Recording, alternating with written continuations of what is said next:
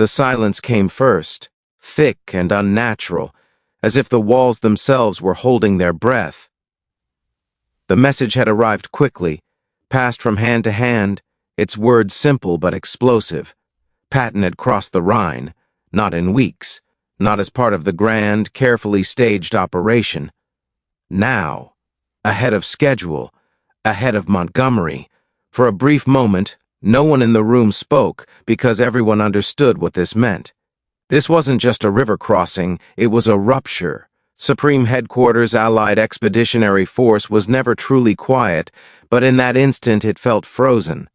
Maps lay spread across long tables, dotted with pins and grease pencil lines marking advances, supply routes, and defensive positions.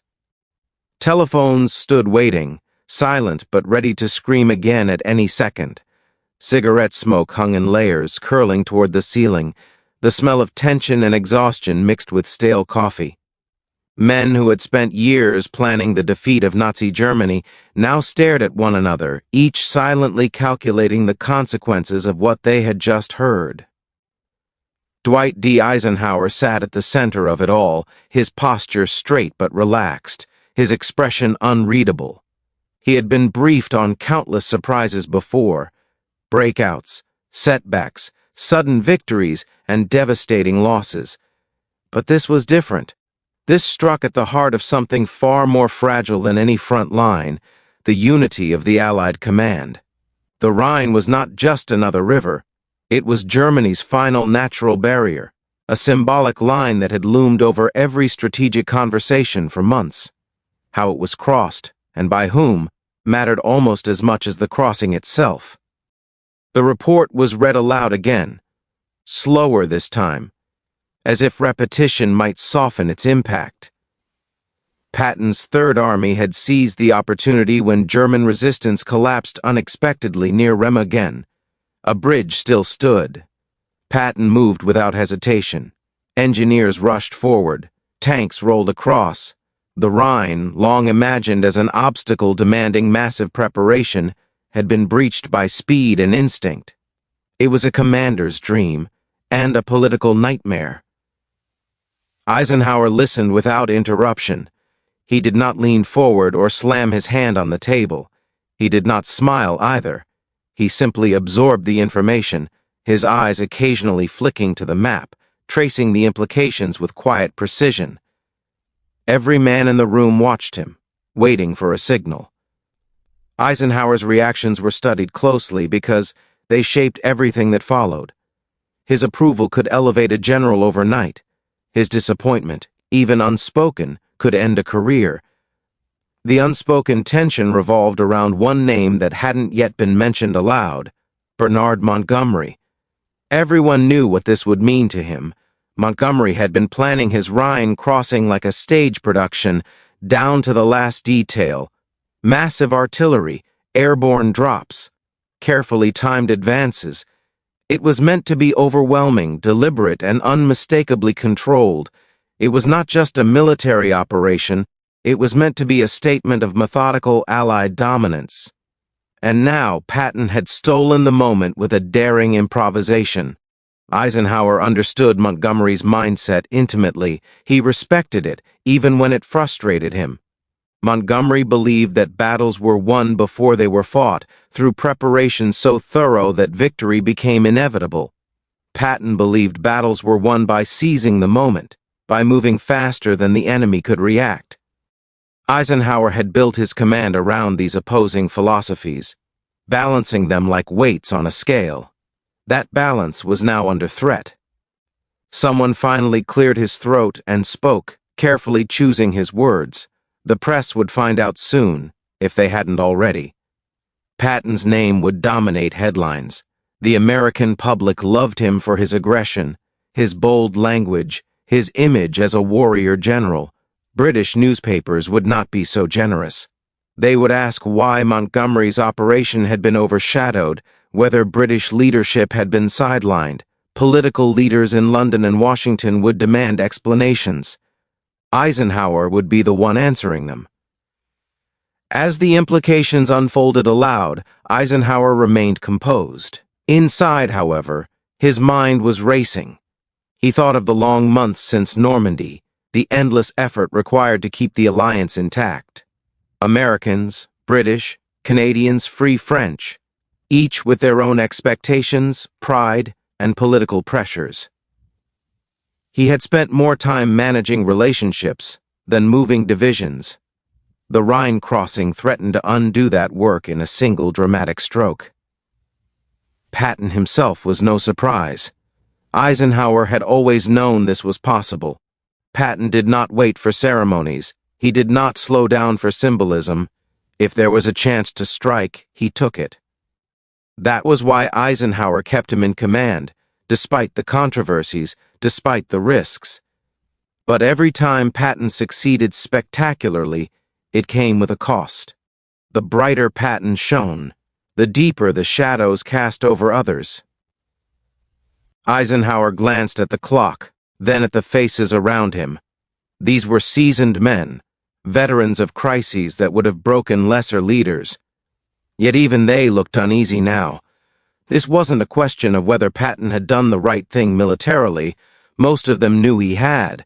This was about what came next, how to contain the fallout without slowing the war's momentum. The Rhine had always been described as the gateway to Germany's heart. To cross it was to signal that the end was no longer theoretical, but approaching fast. That made control even more important. Eisenhower knew that at this stage, victory was not just about defeating the enemy. It was about shaping the peace that followed. Disorder among Allied leaders now could echo long after the guns fell silent. As reports continued to arrive, Eisenhower began to piece together the broader picture. German resistance was crumbling faster than expected in some sectors. Morale was collapsing. Opportunities like the one Patton seized would likely appear again. The question was whether commanders would coordinate those opportunities or compete for them. Eisenhower feared the latter more than any German counterattack. The room buzzed with restrained energy as staff officers discussed logistics, reinforcements, and potential German responses. Eisenhower allowed the discussion to continue, listening, weighing, intervening only when necessary. He understood that leadership sometimes meant letting others speak themselves out before delivering a verdict. His authority came not from volume but from timing. Inwardly, Eisenhower prepared himself for the conversations that would follow. Montgomery would need reassurance, but also firmness. The rules had not changed. The chain of command still mattered. At the same time, Patton would need guidance, clear boundaries that acknowledged his success without encouraging recklessness. Eisenhower would have to do this without appearing to favor one side over the other. Favoritism was poison at this level. The irony was not lost on him. The Allies were closer to victory than ever before, yet the pressures on him had never been greater. When the enemy was strong, unity came naturally. Now that Germany was weakening, ambition and rivalry grew stronger. Eisenhower had always known this moment would come. He had prepared for it as best he could. Still, preparation could only go so far when dealing with human ego. As the meeting drew to a close, Eisenhower gave no dramatic orders, no fiery speeches. He acknowledged the crossing, instructed that developments be monitored closely, and reminded everyone that the overall strategy remained unchanged. His tone was steady, almost understated. But those who knew him well could hear the steel beneath the calm. When the room finally began to empty, the weight of what had happened lingered. Patton had crossed the Rhine, yes, but Eisenhower knew the true crossing, the more difficult one, lay ahead. It was the crossing between individual triumph and collective victory, and if that crossing failed, all the rivers in Germany would not save the alliance from itself. Eisenhower didn't explode, and that was what unsettled everyone in the room. The officers who had rushed in with the reports had expected a reaction, anger, sharp words, maybe even a slammed fist against the table. Instead, Ike remained still, the kind of stillness that carried weight. He slowly removed his glasses, cleaned them with a handkerchief he always kept folded in his breast pocket, and listened as the details were repeated again and again. Patton had crossed the Rhine ahead of schedule, ahead of Montgomery's meticulously planned operation, and the world was already buzzing with the news. Reporters were calling it daring, brilliant, unstoppable. Some were already using words like decisive and historic. It was exactly the kind of attention Patton lived for. Eisenhower understood Patton better than most. He knew the man's strengths, the speed, the aggression, the instinct to strike before the enemy could think. He also knew his flaws, the hunger for recognition, the inability to stay in the shadows, the constant need to prove he was the sharpest sword in the Allied arsenal. Patton didn't just want to win, he wanted everyone to know that he had won. That was what made this moment dangerous, not militarily, but politically and personally. Montgomery's Rhine crossing had been designed as a symbol, not just an operation. It was meant to show unity, planning, and overwhelming Allied power. Patton had turned it into a race, and he had crossed the finish line first. Eisenhower leaned back in his chair, fingers interlocked, eyes fixed on the large wall map that showed Europe carved into lines of advance. He could already see the cracks forming, not in the front lines, but in the command structure. Montgomery would feel humiliated. The British press would demand answers.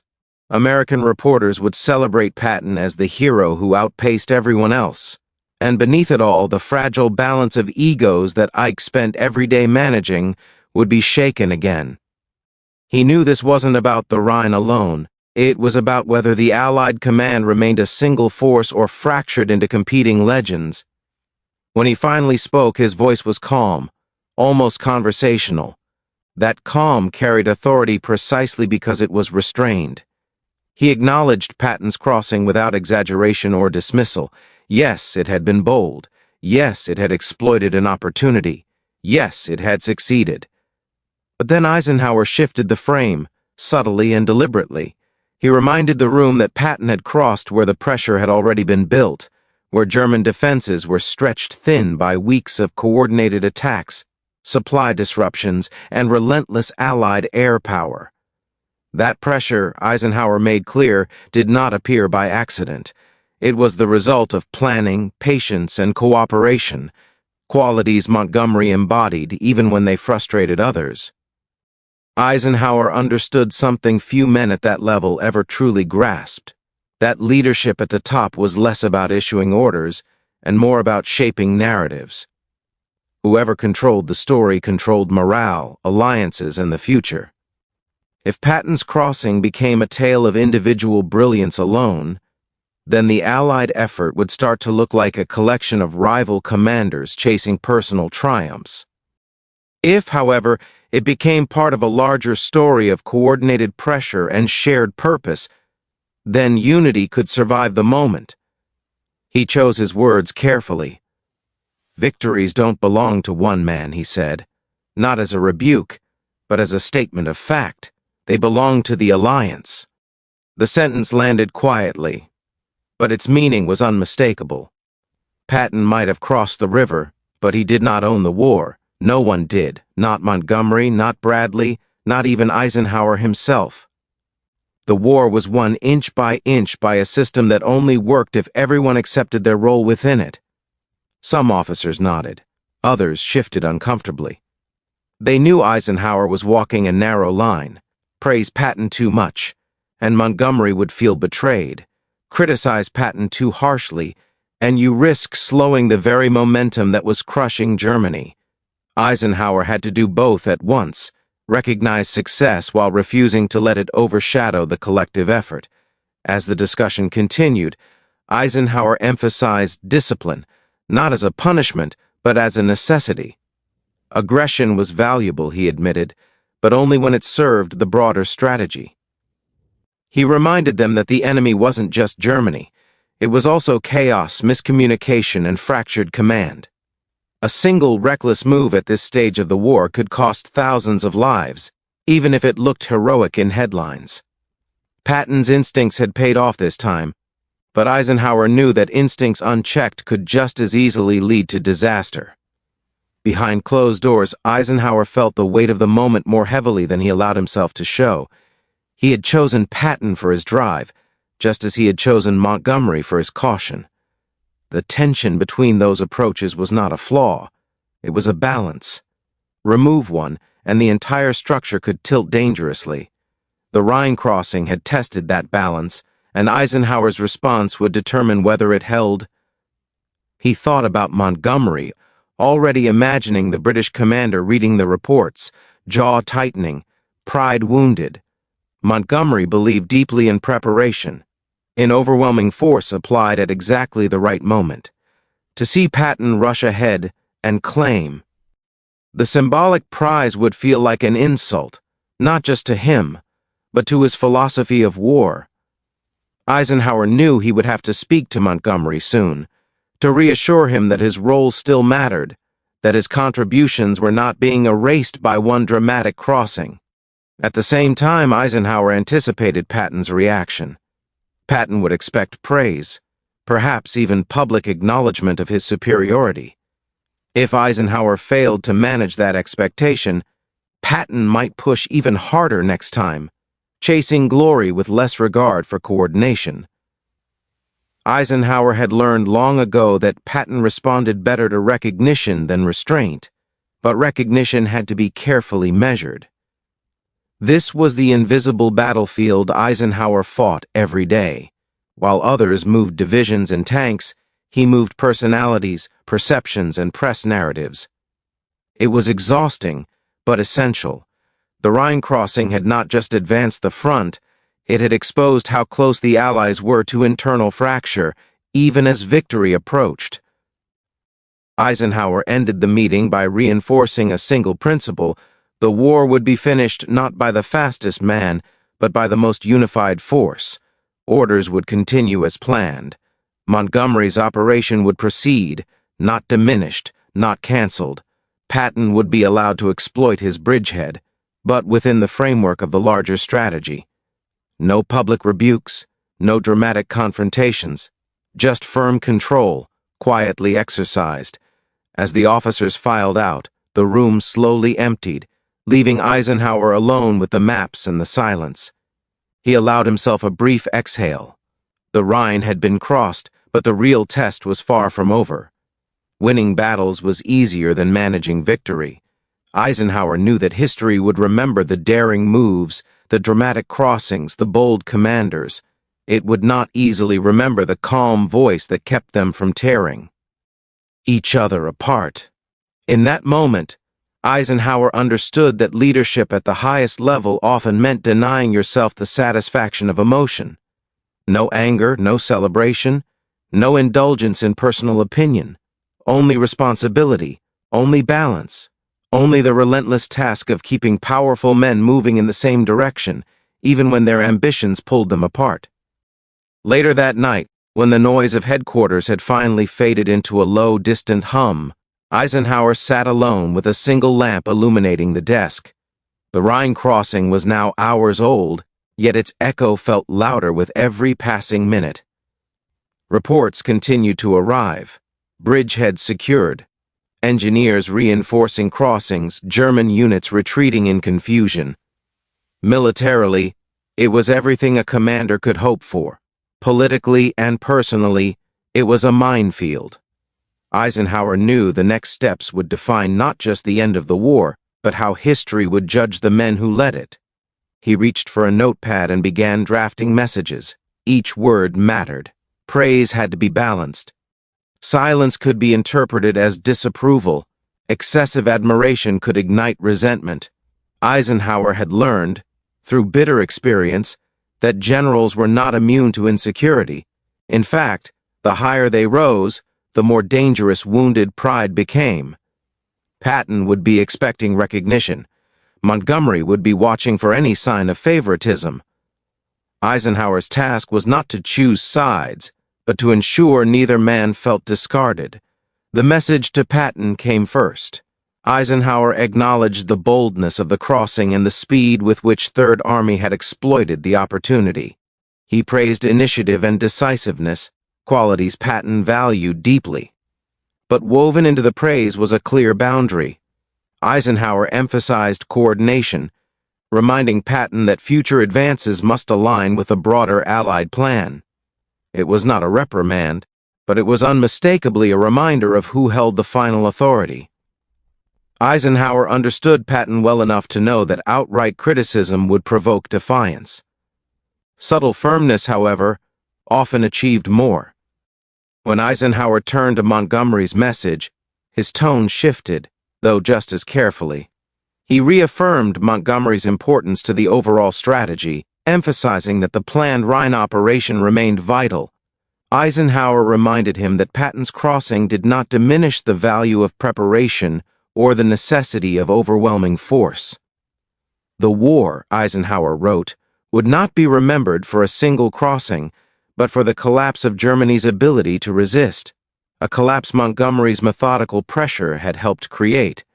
It was reassurance without apology, respect without concession. Even as he sent these messages, Eisenhower knew words alone would not settle the matter. Public perception would shape reality just as much as private correspondence. By morning, headlines would be written, stories framed, heroes named. Eisenhower moved quickly to influence that narrative. Press guidance emphasized Allied cooperation, presenting the Rhine crossings, plural, not singular, as a coordinated advance. Statements highlighted the cumulative effect of months of planning, air superiority, and logistics. Patton's name appeared, but it was surrounded by others. Eisenhower refused to let the story narrow. Behind the scenes, reactions rippled outward.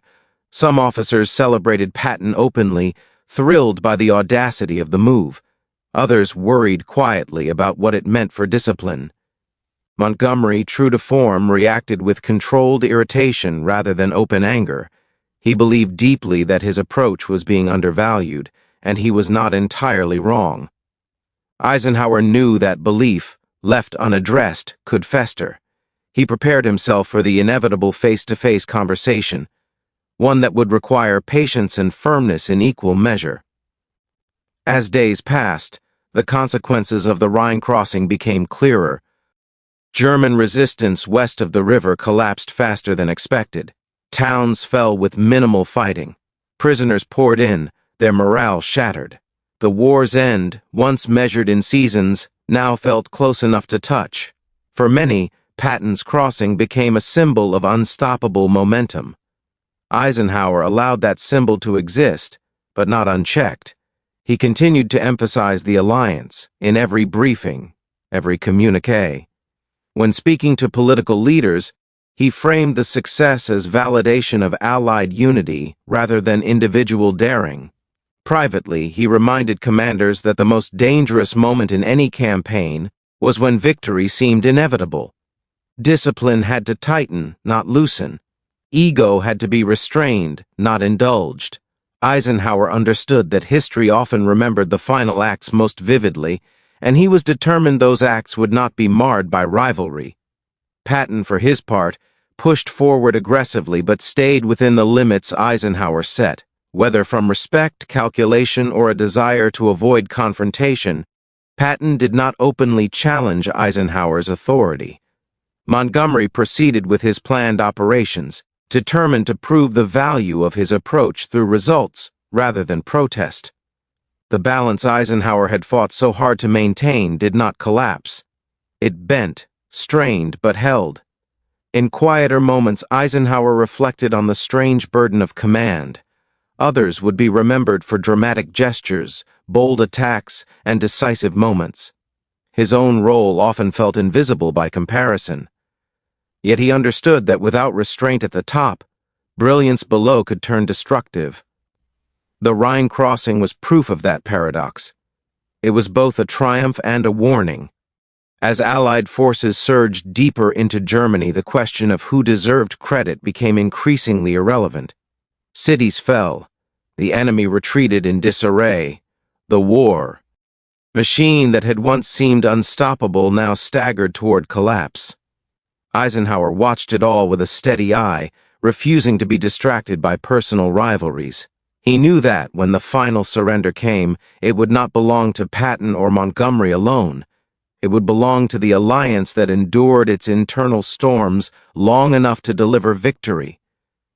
The day Germany's defeat became certain, Eisenhower stood once more before the maps, now cluttered with advances that had exceeded even the most optimistic projections. The Rhine was far behind the front lines.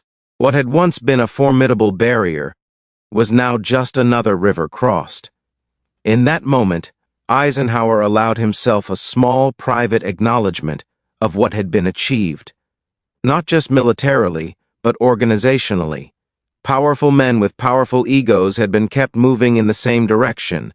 That, he knew, was no small feat. History would later debate who stole whose glory, who deserved more recognition, whose approach proved superior. Eisenhower understood that such debates were inevitable and, in many ways, meaningless. The true victory lay in the fact that those debates could only happen because the alliance had held.